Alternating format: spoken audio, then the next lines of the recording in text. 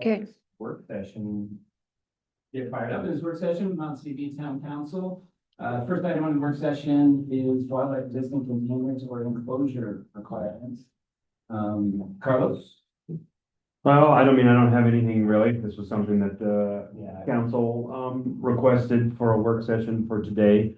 But we do have Chief Stepanek here who can kind of tell you how, enforcement of that goes. And I invited Marissa as well, because you mentioned there some part of this would be communication and whatnot. Yeah, messaging, and I think that's her. Awesome. Bailiwick. So we'll leave it to you. Cool. Yeah. Sounds good.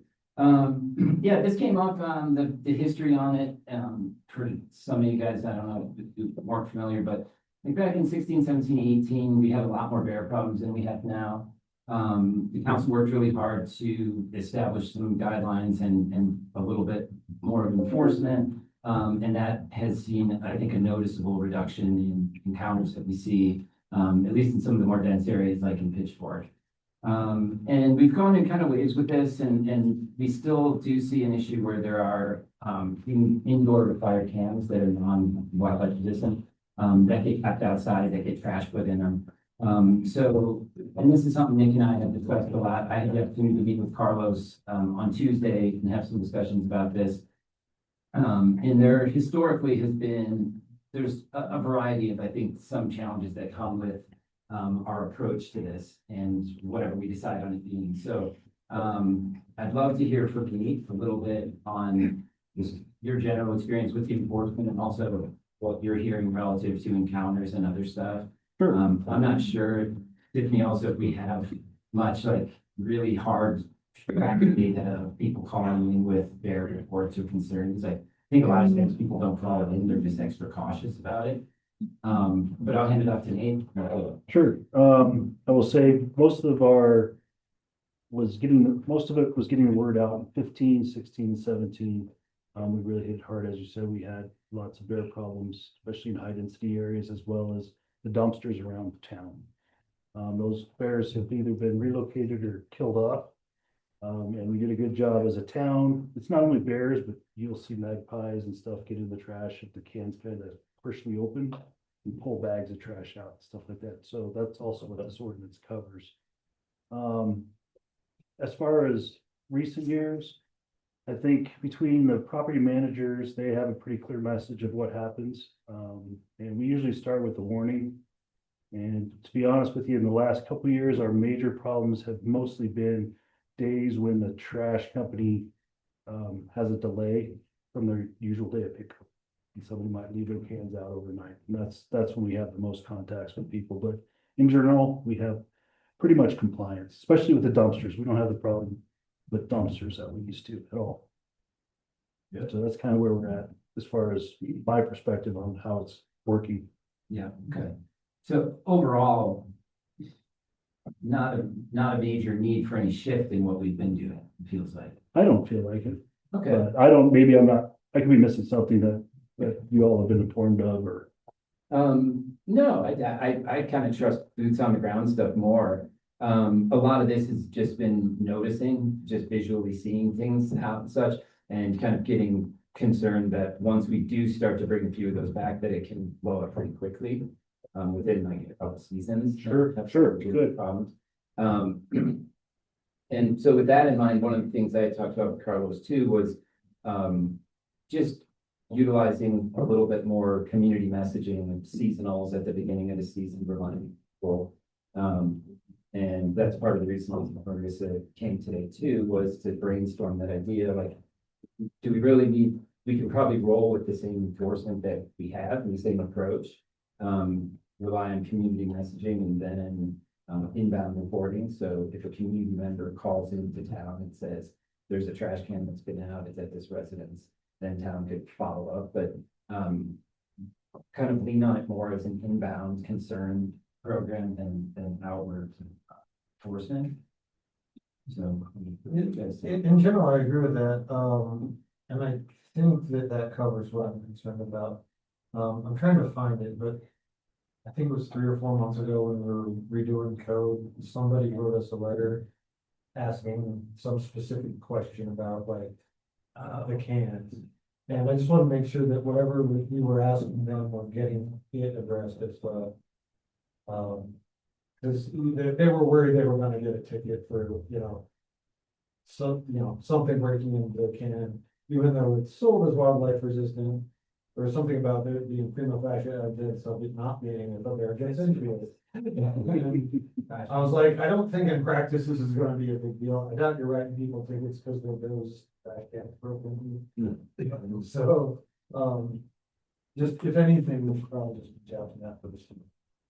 Hey, this is what it says, but, if, if you're buying a quality thing and it gets broken into, and then we buy something better after that, nobody's going to fault them. Yeah, now if you buy one and it gets broken into, well, don't buy the same one again. But I would imagine that email was got passed on to our finance department that deals with waste management and a lot of the code for the trash containers. Well, so waste management, you get a regular trash can. If you want a wildlife resistant, you have to go purchase it yourself. We don't supply those. So I know you can get them down at the hardware store. But I believe under the town of CB's agreement, they provide one. It's my understanding. yeah, it's sort of hard for them to- Rented to you too, because I know a couple of my friends at VRBO, they just, they'll rent you the can if you don't want to buy it. Okay. If you don't want it. I think I would. That seems like a You would what? I would rent them the can. I know, it is a good brand, but it's like, they're running it online, all the monthly fees, but they just add the can. I don't know. So yeah, as far as messaging, I do share on social media in the fall and spring, like I have a Barrett post that is on Instagram and I just share that on our stories, because our stories get the most traction. So I'm looking at that and we've had 1,500 people look at that specific post. But now that we have Text My Gov, it's something that I can add to where it goes out to all residents as a reminder. It's just a reminder and it says, it's bear season in the North End of the Valley, trash and recycling materials can trap bear, be dangerous to health, yada, yada. But it can be changed to like animals and things like that. And then we just give tips and when residential waste containers need to be curbside in this post. So I can do something similar with GovWell. That we have our resident list and then whoever signs up, and that's been a really great resource for us too. So, that's just messaging that I can add. Cool. Yeah. Yeah, that was really the main point of it was tying together just a schedule for that messaging. And probably just like the end of the day of June or something like that seems to be a sweet spot when homeowners start showing up over earlier this year, it sounds like. And so any other issues relative to that, like how a program to incentivize people who don't have cans, like we were just touching on a town rental program or something. We have plenty of time, so I'm not sure if that's something we want to dive into. But the main crux of that I was hoping to address sounds like easily covered with needs input or necessary. And I will tell you, for STRs in 2024, we had 7 trash complaints. 2025, it was 9. Most of those complaints are in Pitchfork. Heidi sent out a letter to all short-term rental owners regarding that short-term resolution structure. And she also included a line in her email about the bears are out. Make sure you're doing the right thing with your trash cans. And I believe Heidi can correct me, but one of our STRs lost their license because they could not figure out how to bring their trash cans in. Am I right, Heidi? Did someone lose their license? Yeah, it was in Pitchfork, but then the home immediately sold. So They it was accepted the- suspended. It wasn't lost, it was suspended. And then they sold within 6 weeks. You said 7 complaints in 24? Yep. and 9 and 25. Mhm. Man, It's more than I could have expected. But this is good. Well, I mean, on my road, well, it's a bad example because everybody has garage. But they keep the cans in the garage, they come out, they go back, in. It's very obvious if somebody gets their trash can out. In Pitchfork, I think there's probably more road system like that, so all the time. Well, there's houses with no garages too. Yeah, I was gonna say, That's what you have. Yeah. yeah, and in Pitchfork, yeah, their garages are too full if they have one. And so they're keeping the cans outside and they're not, and our problem with Pitchfork is they're not bear resistant. So they're keeping their cans outside when they need to be bringing them in or out or getting a resistant trash can. That, Not my business, but is there an issue is there a way with the STRs particularly, because that seems to be the problem, at least the ones we hear about too, to require them to have a bear resistant container, because it's a lot easier if you have the home and you just have these two cans that came from Waste Management with your bill, you really don't think about it that much. But if they have one already, wouldn't matter if they left it out. Also requiring STRs to have a wildlife resistant trash can. and then they include that in the affidavit. That's an Or idea. as part of the inspection. Heidi would, if you guys were to require that, it would go in the town code. And yes, it would be on the self-compliance affidavit and she would inspect to make sure they have one. Keep in mind, though, that the recycling bins cannot be made bear-proof. They can't be, my understanding is the recycling bins, they're not able to make those wildlife resistance, so. Both containers, or is it mainly trash? Mainly trash, and that's what's, if you actually, I've actually looked, and most of the recycle, if it's overflowing to where the lid's up anyway, it's because it's boxes. Something too big to smash down, they don't bother smashing it down. It's not usually food stuff that fills up one of those containers, every 2 weeks, because they pick recycling up every 2 weeks, but just a thought. Really? I love that. Cool. Is there anything else? Natural segue into the subject. Yeah, should we hold off and say that again, right? Yeah. Well, there's only 3 of you. I'll bring that idea up during my clerk's report at the end. When we got a few more counselors, and if they like it, we could update the town code to add that. Can we research the recycling bin thing, because I do think that still be some of an issue, like. I don't know what's in most people's recycling, but. Yeah, Mine is plastic bins that probably smell really sweet. And I would imagine there is one. But. I don't know. And yeah, I wonder if we get. Have any complaints come in that were specific? Or are they usually just like a trash can was left out? To the community? they're usually like a trash can that was left out. Heidi, when you go by the house and are looking, are you seeing recycling bins, trash cans, both? Mostly trash cans? Both, but mostly trash cans. I think the Pitchfork situation where we suspended the license, that was, the trash bin was left out, and then I went on to check on it the next morning, and Steve, I believe you were there as well.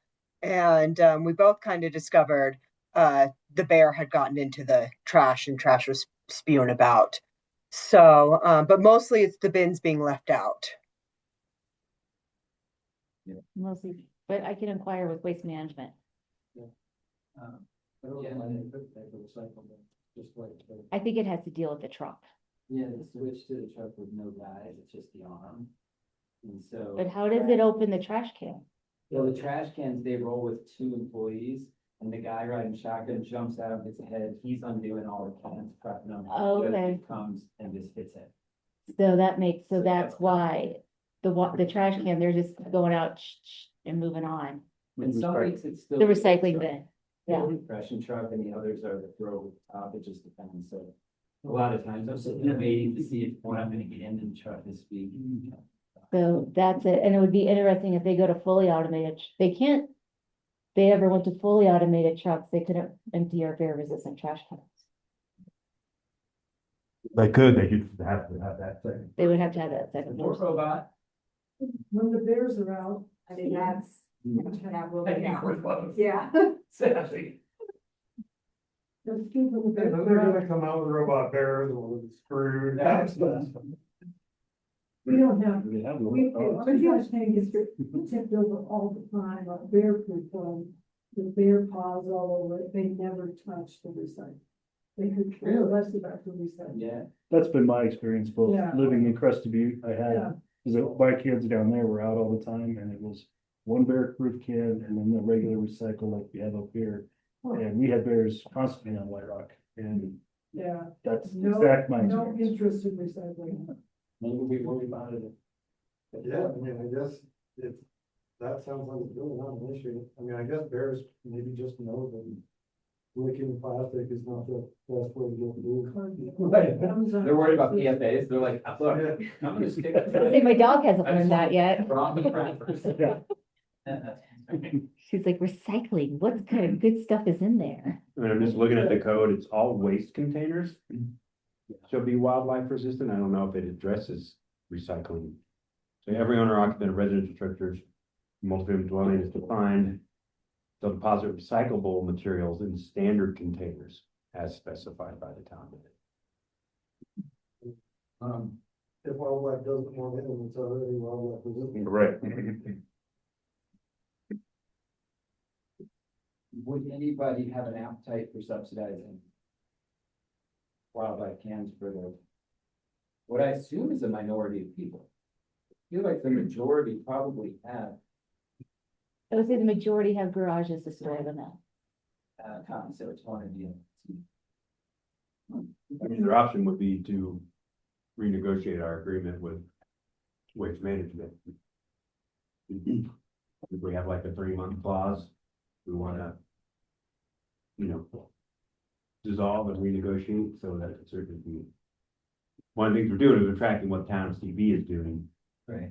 because they're doing smaller cans. I think as part of their agreement, they are provided, they're provided the wildlife containers, so potentially we could do something Yeah, similar to that. I think it'd be worth continuing discussion, that would be easy fix for some folks, like. I know coming out of off-season, we have town call in June and be like, hey, you need to get a $300 trash can. It's just like, that's crushing for a lot of people. So, might be worth having those discussions about that. Have we had any issues with Airbnbs recently? Where So- we have those issues, or at least the ones the police department's dealt with, are typically the day later pickup. People will just not bring their can in, or bring it, to bring it out the next morning. I think what are Yeah, the, holiday, when the schedule's not the same. it's either the holiday or in the winter sometimes. Yeah, The trucks, if it's enough snow, the trucks can't get to certain areas, they delay service. Yeah. Any other circumstances where, not that I can think yeah. of. Cool. That's about all I can on the issue. Anybody else have anything? Appreciate you guys coming out. Sure. For sure. Yeah, totally does. Okay, you want to switch gears to STRs? Show up. Okay, well then, Thank you, guys. Yes, do you wanna